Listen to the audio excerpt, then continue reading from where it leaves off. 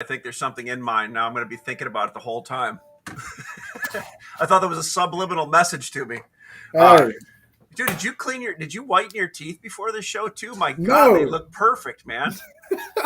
Mitchell actually said something about that last week. I'll be damned. You made your beard darker then because your teeth are whiter. I mean, it's just Well, everything about your studio looks better. I think, you've got the backdrop now. You've got everything it's looks all like, because of this yeah, right here. it's like you're See? you're like I'm all about business, but yet I still want to party right now. So we're gonna call this the License to Ill Show, 1986 Beastie Boys. Uh, so uh, Charles and I, welcome to the show Tuesday or Monday, actually, 12 o'clock Central Time. What are we calling this one? I forgot. Nick was telling me before the show we have a name for it, and I've got to figure it out. But I think it's called the Cut Above. Does that make sense? Cutting edge. Nick, thank you very much. So we're live in the studio today, Charles and I, and wanted to say I'm live from Chicago. Charles is live from Bishopville. Is that correct, Charles? Yes, that is correct. Any questions you have, come on over. And the purpose of this show is to talk a little bit about the Southeast, the market, interesting information going on. And Charles and I, before the show, chatted a little bit about some things to go. Let's just follow up last week. Last week was a little crazy. Lots of stuff going on the pine market, Charles. It seems like you couldn't find any 4-inch number 2 out there. Number 3 was tight. It's interesting. A guy was telling me up in the north, in the Midwest, he was buying. Here's how discombobulated markets are. The spruce market is going up. So low grade and spruce, where he usually buys number 3 carloads into the Midwest, he's buying number 1 2x6 Southern Pine because his call rate is 0, and his call rate on his industrial side on the spruce is about 20%. And he goes, it's not always like that. It's very seldom it is, but right now it's there. Could you explain to me what he was talking about? Like, does that make sense? Why he's doing that? I mean, it makes perfect sense. I mean, he's price sensitive. And if you have an opportunity to buy a number one grade mark Southern Yellow Pine versus a utility or an industrial grade spruce, I mean, it kind of makes it a no brainer. If anybody's bought any number 2 spruce over, in the past 45 to 60 days, and you compare it to a number 1 as far as wane and coal rates, it doesn't compare. I mean, I think that's a pretty easy comparison. And the arbitrage opportunity and cost savings is astronomical, I'd imagine, Yeah, especially well, with getting 0% coal rate. that's what he was saying. So he's saying, look, it just added 20%. He goes, I have no call rate on this number 1 that I get in here on this 2x6 pine. He goes, I got a 20%. He goes, you can do the math. It doesn't happen all the time, but it kind of shows the disconnect right now. And what like the things that you have to look at every day across species to figure out what the best yield is. It's crazy. So are you looking at some of that stuff with what you're doing right now? Is there any? I mean, you have to. I mean, the only thing that's really running neck and neck between the two species is Southern Yellow Pine 4-inch and Spruce 4-inch. I mean, those two species products are mirroring each other. 2x6, as far as construction goes or industrial applications, has presented a huge opportunity for cost savings. And anybody that isn't conscious of that, hopefully their salesperson or trader or whoever it is that they buy from is trying to educate them on it. Yeah, and you were talking about it on 9s the other day, on just on 2 and better. But I always forget sometimes how this is going across all the grades in pine, right? And Yep. and look at. There used to always be this thing where guys up in the Midwest would say, well, I'm not going to switch over to pine unless it really is a cost savings. So everybody does something when they can save money, right? No, Now especially the dollars they can save today. it's unbelievable right now. So this pine is moving all the way from the Southeast all the way up in the Midwest. And it makes sense. So let's talk a little bit too about the panel market. And that'll segue into consolidation a little bit. So the panel market is one thing that's kind of been, I wouldn't say weak. It's just been kind of stable, right? Does that make sense? Is that a good OSB specifically, not plywood. OSB specifically? Yeah, Yes. stable. You know, Southeast, some of these mills are building an order file, but would it be safe to say They're not building. It's not. They're building an order file before the price is going up. The price isn't moving as fast yet. Is that right, or am I That's a off on fair that? No, I mean, you're exactly right. I think they're just locking in pricing because, I mean, even at 400, mid $400 OSB in, the mid Atlantic or the Southeast, printing money, man. Yeah. No doubt about that. No doubt about that. Probably the lowest cost production. Although I did see that log prices are finally starting to make a move back up in the South, which they hadn't in a while. So what? They're up 15 to 20%, depending on Which where they're is at. Because you got a lot of paper mills that are paying premiums for saw logs because you can't get any pulpwood. so basically they're turning wood that you take and turn into 2x12 into toilet paper and paper. Yep. Yeah, which makes They want to make perfect. sure everybody doesn't run out. Well, no, but it's funny because remember 6 months ago that Wall Street Journal. Yeah, exactly. I went to Home Depot this week and bought that great big like 50 pack. I had to put of the extra soft. I had to put in the back of my Ridgeline to bring Extra home. soft. Yeah. Yeah. You look like an extra soft guy. Well, you got to be. You know what I mean? So Yeah. I actually bought the big old pack of that and the big old pack of Bounty. That literally I had to carry it out in a shopping cart. It was so big. So Oh, yeah. I'm one of those people that's responsible for the hoarding. But 6 months ago in the Wall Street Journal, they were talking about how log prices were kind of stagnant and even inflation adjusted hadn't moved in 25, 30 years. Well, they're starting to make a move now, it seems like. Oh, they definitely are. But I mean, it also depends on the region. And that specific article that you're talking about was Southwest Georgia. That's correct.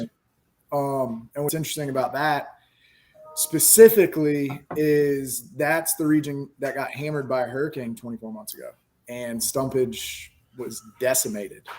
So that is going to create another intricacy that I don't think a lot of people are going to publicize, because that same guy that was getting, to a landowner $17 to $22 a ton is going to get an inflated price, because you've got a plywood mill, a couple of OSB mills, and some lumber mills that are in that panhandle region of Florida that depend heavily on that south central and southwest corner of Georgia for raw material. That's a great point. So that article, when it was talking about that, it made it sound like it was everywhere, but it was only in a certain area that it was really concentrating on. Does that sound right? No, I mean, I think log prices were the reason why it became news is very simply this: you had a lumber market that was running $150 a thousand every 10 days, Yeah. right? And sawmills were printing money and putting guys on allocation because it was dry and everybody was cutting wood.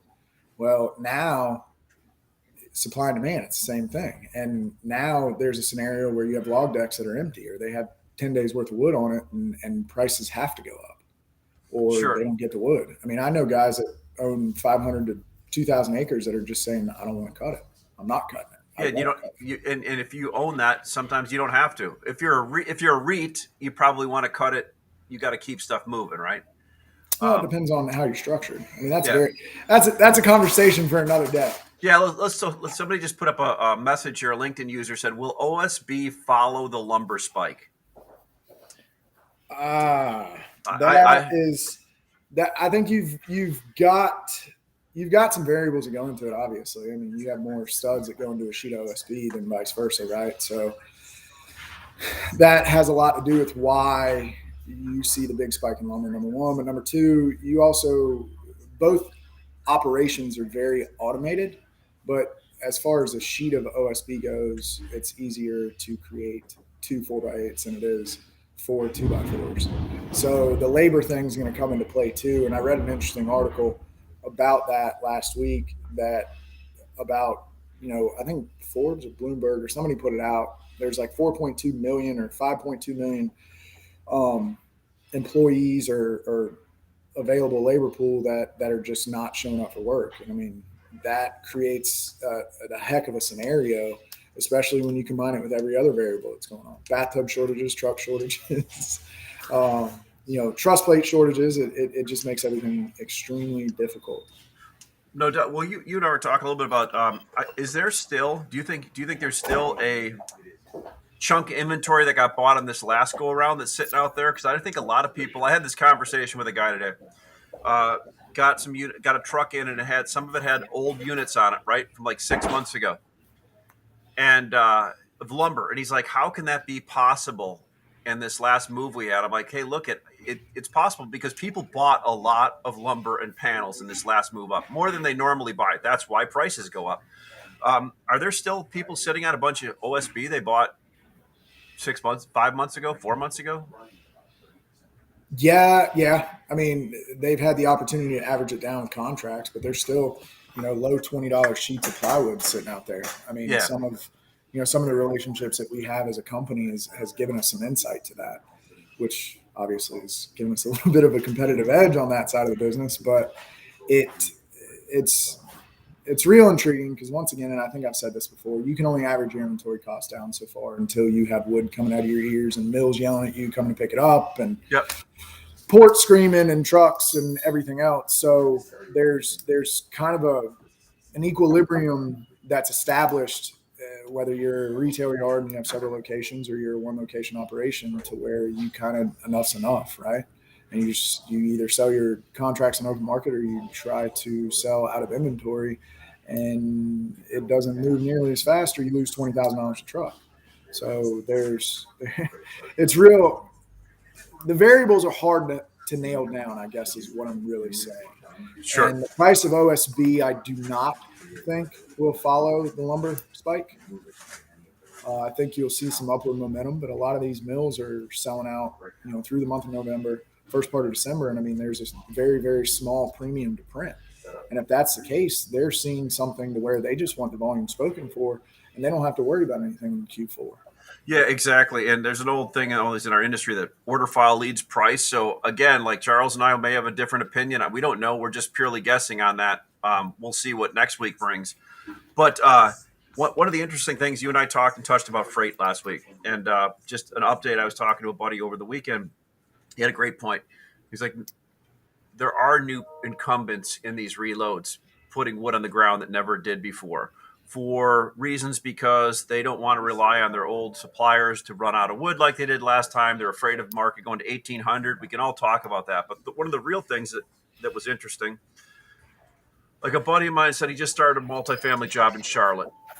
And he goes, I used to service that from 700 miles away, 600 miles away. I can't do that anymore. He goes, I have to have now, instead of 2 or 3 reloads along the East Coast, I'm looking at a map right now, I have to have like 7 or 8. They have to be so close to these jobs. Otherwise, I can't rely on trucks. I can't get trucks.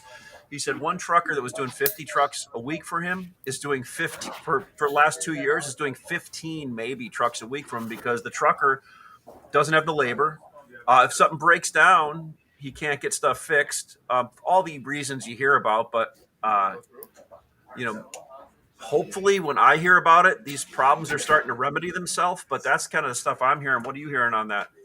It's very similar, and I think you and I touched on it last week. That's it. That you know, so if he had a reload in the Northeast and he was coming south, that freight rate that he would pay for that is now a Greenville, South Carolina to a Charlotte market rate.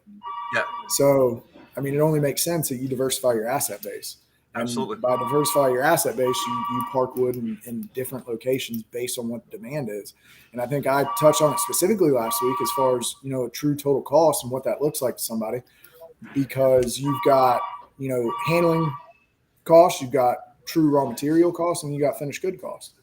And with our specific strategic location close to major interstates that can service Atlanta, Charlotte, Charleston, all the way up the eastern seaboard and all the way down to Miami, it presents an opportunity where that calculation is very easy, and it's remedied snap of the finger. Absolutely. I think just so people know, I mean, a lot of this is carload business. So when you're coming from Quebec or Ontario or Alberta or BC or even the Pacific Northwest, it's not a lot of different to rail a car in North Carolina versus South Carolina versus Georgia. When you're talking straight trucks out of mills on Southern Pine and all that, you just have to get mills closer to it, right? And do that. Otherwise, you got to pay extra freight. Maybe you could tell Charles how much is something coming out of the South to a specific location last year versus this year, or what? Give them what's an idea of a rate difference they're pretty substantial, right? I mean, it's 40 to 60% depending. I mean, Central Florida back up to South Carolina is $1,200 to $1,300, whereas a year ago we were paying $700. Yeah, and it's harder to get, obviously harder to get trucks. Yeah, and I think to kind of complement what you said about carloads, The other side of it is that once a car shows up, you still have outbound freight unless the job site's next door to the reload. And I Yep. guess that's what I was keying on as far as strategic locations. Because if you've got a reload, right now the multifamily market in Raleigh, North Carolina, and Charlotte, North Carolina are huge. So if you have reloads that are close to those locations within 100 miles, your freight used to be $350 to $500 depending, and now it's $8. So there's that is the biggest piece and the biggest conundrum for most people. And setting up new reloads and the fact of who beats you there, how much volume do they have, how quick are they going to pull out? These are all things that you have to think about because 9 times out of 10, before you find a reload or find a space, the car's already rolling with that address. So you kind of got to do your hand is forced. Yeah, my guess is we're going to see inflation in the reloads too at some point, right? Where to use a reload, maybe we already are, because reloads, what they want people putting stuff in that are turning it all the time, right? They don't make their money off somebody putting it on the ground for 90 days. Matter of fact, that's a pain in the ass for them. And sometimes they incent and disincent for people not to do that. I mean, I talked to a couple reloads last week, and they said, "Hey, you can cross dock it here, but we don't want you to put it on the ground because we have too much sitting here right now." Basically, we can bring it in as long as it goes out right away, right? And that creates another problem within itself. Yeah, because is the job site ready, or is your customer ready? Is anybody ready up further down the supply chain to take it? Yeah, and the whole thing is we kind of rely on when job sites are ready, and they never go off when you think they're going to ever. That's so. What is IFP doing this week? What should we be looking at from you? What can people get to? What should they be doing with you this week? Well, I mean, same old. I mean, we're trying to find opportunities to save people money and bring more value to the end user. It's 2x6 is the biggest opportunity to do so. Obviously, you've got wides that are tightening up due to a log shortage in Southern Yellow Pine. You also still have, I-joists that are difficult to find. So 2x12s are going to tighten up exponentially, I think, too, through the winter due to that. The other side of it is, as far as panels go, I mean, you've got major mills in the Southeast that, as I mentioned, are sold out through the first part of December. If you haven't bought, you're kind of showing up late to the show if it starts between now and then. Yeah. So you're dependent on contracts or vendors with contracts, which is a great scenario and a great partnership. But if there's any overruns, you're kind of stuck at whatever the market. What is the deal of the day on materials exchange from IFP today on 2x6, 104 and 5/8? 2x6, 104 and 5/8 is probably right around 635, 640 in Bishopville, which if you compare it to open market 2x6, 104 and 5/8 in spruce, roughly $180 to $200 1,000 savings. Yeah, that's on an FOB basis. If you look at it from a delivery basis, it could be better than that. Well, I appreciate it, Charles. I'll let you I know when we talked today, you were slamming it out on the floor and doing all kinds of stuff. So I'll let you get back to it. If you want to get a hold of Charles, we'll throw his email up here in a second. I'll have Nick throw it up in the corner, but also come to mxlumber.com. That's mxlumber.com, and we'll get you on being able to buy and sell. There's Charles' email down in the bottom left corner. Make sure you send him a note if you have something, and we'll look forward to doing this again next Monday, Charles. Sounds good, Ash. Thanks for the time. Yep, bye. All right, bye.